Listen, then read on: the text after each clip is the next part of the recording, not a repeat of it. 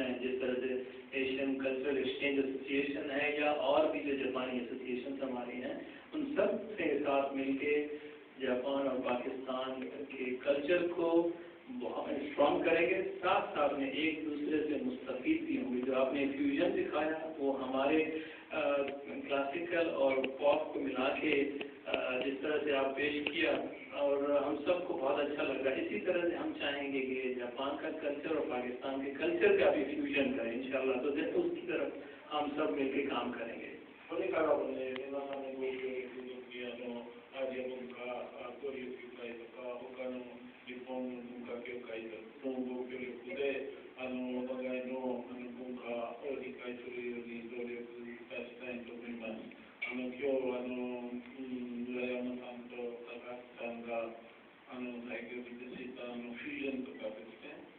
क्लासिकल तो फ्यूजन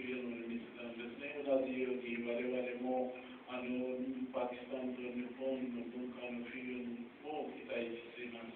でもちろん皆さんのご協力で今後もこういうプログラムを作ってやりたいと思います。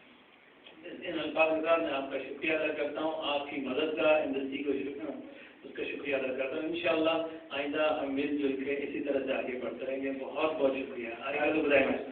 最後になりましたが、皆さんのご協力で今後もいろいろやりたいことがありまして、これからもよろしくお願いします。ありがとうございます。どうもありがとうございました。